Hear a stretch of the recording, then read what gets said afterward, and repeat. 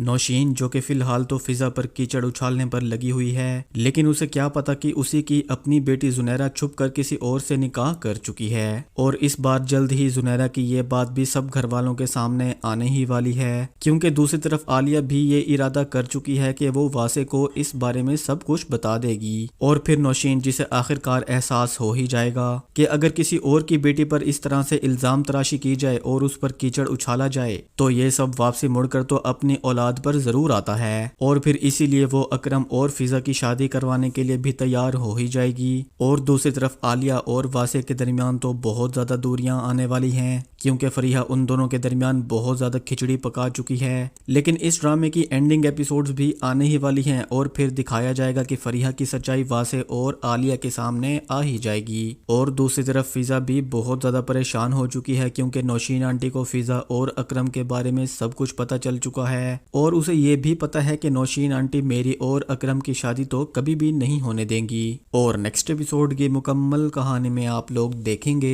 Media वाले जो कि फिजा के पीछे हाथ धोकर पड़ चुके हैं और उसका केस बहुत ज्यादा हाईलाइट कर रहे हैं, और अकरम जो कि फिजा और आयरा को अपनी गाड़ी पर वहां से लेकर आया था। ये वीडियो तो इस बार नौशीन के सामने भी आ ही चुकी है और उसे साफ साफ पता चल चुका है कि फिजा को बचाने के लिए वहां पर तो अकरम गया था। और फिर यहाँ पर नौशीन जो कि सब घर वालों के सामने अकरम पर बहुत ज्यादा चीखना चिल्लाना शुरू हो ही जाती है और इस बार अकरम से कह देती है कि जुनैरा की शादी के साथ साथ मैं तुम्हारी भी शादी करवा दूंगी। लेकिन अकरम भी यहाँ पर बोल ही पड़ता है और साफ साफ कह देता है कि मैं जहर खा लूंगा लेकिन किसी और से शादी नहीं करूंगा, और दुनिया वाले जो भी बातें करते हैं फिजा के बारे में मुझे इससे कोई फर्क नहीं पड़ता। और नेक्स्ट डे नौशीन जो कि बहुत ज्यादा गुस्से में आलिया के पास चली ही जाती है, उस पर जाकर चीखना शुरू हो जाती है। उसे कह देती है कि तुम और तुम्हारी फैमिली मिलकर जो फिजा को इस घर में लाने का सोच रहे हो ना, अपनी अम्मी को जाकर साफ साफ कह देना कि फिजा को इस घर में लाने का ख्वाब अपने जहन से निकाल दें। और फिर आलिया जो कि अपने पेरेंट्स के घर जाकर सबको बताती है कि नौशीन आंटी को फिजा और अकरम के बारे में पता चल चुका है और आंटी बहुत ज्यादा नाराज हो रही है, वो अकरम और फिजा की शादी तो नहीं होने देंगी। तो यहाँ पर नुसरत भी रोना शुरू हो जाती है कि फिजा का तो पहले वाला भी रिश्ता खत्म हो चुका है और मीडिया वाले जिस तरह से मेरी बेटी की इज्जत खराब कर रहे हैं इस तरह तो कोई भी रिश्ता फिजा के लिए नहीं आने वाला।